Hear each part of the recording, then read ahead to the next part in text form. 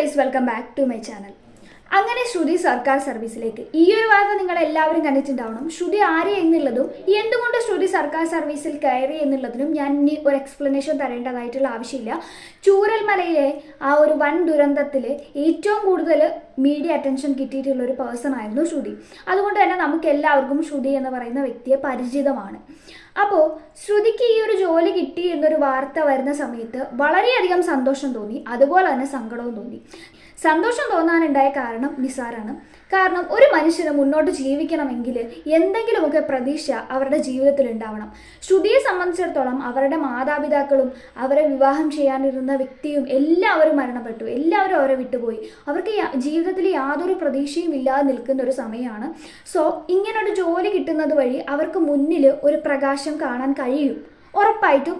ഇനി സങ്കടം തോന്നാനുണ്ടായ കാരണം ശ്രുതിക്ക് മാത്രമായിരുന്നില്ല അന്ന് ആ ഒരു പ്രകൃതി ദുരന്തത്തിൽ ഉറ്റവരെയും ഉടയവരെയും ഒക്കെ നഷ്ടപ്പെട്ടത്, മറിച്ച് ഒരുപാട് ആളുകൾ ഉണ്ടായിരുന്നു. അപ്പോൾ അവരെയൊക്കെയോ അവർക്ക് ജോലി കൊടുത്തോ, അവർക്ക് വീട് കൊടുത്തോ, അവർക്ക് എന്തെങ്കിലും കൊടുത്തോ? ഇല്ല. ശ്രുതിക്ക് മീഡിയ അറ്റൻഷൻ ഉണ്ടായിരുന്നു. അതുകൊണ്ട് തന്നെ ശ്രുതിയുടെ ജീവിതം പുതിയ പ്രതീക്ഷകളിലേക്ക് വളരെ വേഗം എത്തി. ബാക്കിയുള്ളവരോ? അപ്പോൾ ശ്രുതി എന്നൊരു വ്യക്തിക്ക് മാത്രം ജോലി കൊടുത്തുകൊണ്ട് മറ്റുള്ളവരുടെ കാര്യങ്ങളെല്ലാം ജനങ്ങളുടെ കണ്ണിൽ പൊടിയിട്ട് മായ്ക്കാൻ വേണ്ടിയിട്ടാണ് സർക്കാർ ശ്രമിച്ചത് എന്നാണ് എനിക്ക് തോന്നിയത്. അതൊരു ശരിയായിട്ടുള്ളൊരു നിലപാടായിട്ട് എനിക്ക് തോന്നുന്നില്ല.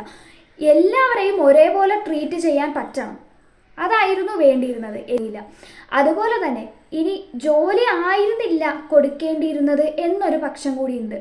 മറിച്ച് അവർക്ക് മുന്നോട്ട് ജീവിക്കാനും മുന്നോട്ട് പഠിക്കാനോ അവർക്ക് എന്താണോ വേണ്ടത്, അവർക്ക് ആവശ്യമായ കാര്യം എന്തോ അതിനുള്ള സഹായങ്ങൾ ചെയ്തു കൊടുത്താൽ മതിയായിരുന്നു.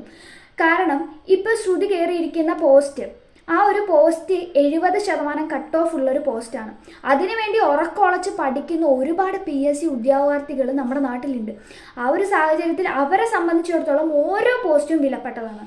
ഒരെണ്ണമാണെങ്കിലും രണ്ടെണ്ണമാണെങ്കിലും അവർക്കത് വിലപ്പെട്ടതാണ്. അവരൊരു 10,000 1,00,000 ആളുകൾ ഉണ്ടാവാം, പക്ഷെ അവരെ സംബന്ധിച്ച് ഒരു പോസ്റ്റും വിലപ്പെട്ടതാണ്. അപ്പോൾ മുന്നോട്ട് പഠിക്കാനുള്ളൊരു സാഹചര്യം അല്ലെങ്കിൽ അവർക്ക് മുന്നോട്ട് ജീവിക്കാനുള്ള സാഹചര്യങ്ങളായിരുന്നു സർക്കാർ ഉണ്ടാക്കി കൊടുക്കേണ്ടിയിരുന്നത്.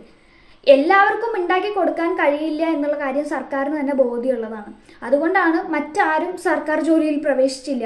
മീഡിയ അറ്റൻഷൻ കിട്ടിയ ഒരാൾ മാത്രം സർക്കാർ ജോലിയിൽ പ്രവേശിച്ചത്.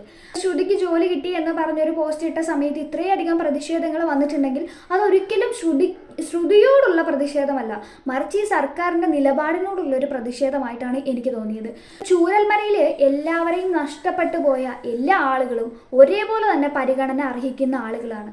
അങ്ങനെ പരിഗണിക്കാൻ കഴിയുന്നില്ല എന്നുണ്ടെങ്കിൽ എങ്ങനെയാണോ അവരെ ഈക്വലായിട്ട് പരിഗണിക്കാൻ സാധിക്കുക, ആ ഒരു വഴിയായിരുന്നു തിരഞ്ഞെടുക്കേണ്ടിയിരുന്നത്. ഇപ്പോൾ വിദ്യാഭ്യാസമുള്ള ആളുകളാണെന്നുണ്ടെങ്കിൽ അവർക്ക് മുന്നോട്ട് ജോലി നേടാൻ വേണ്ടിയിട്ടുള്ള സഹായങ്ങൾ ചെയ്തു കൊടുക്കുക എന്നുള്ളതാണ്. ഇനി വിദ്യാഭ്യാസം ഇല്ലാത്ത ആളുകളാണെന്നുണ്ടെങ്കിൽ മുന്നോട്ട് പഠിക്കാനും കാര്യങ്ങൾക്കും വേണ്ടിയിട്ടുള്ള സഹായങ്ങൾ ചെയ്തു കൊടുക്കുക എന്നുള്ളതാണ്. വീടില്ലാത്തവർക്ക് വീടുണ്ടാക്കി കൊടുക്കുക, അങ്ങനെയുള്ള കാര്യങ്ങളൊക്കെയാണ് ചെയ്തു കൊടുക്കേണ്ടിയിരുന്നത്.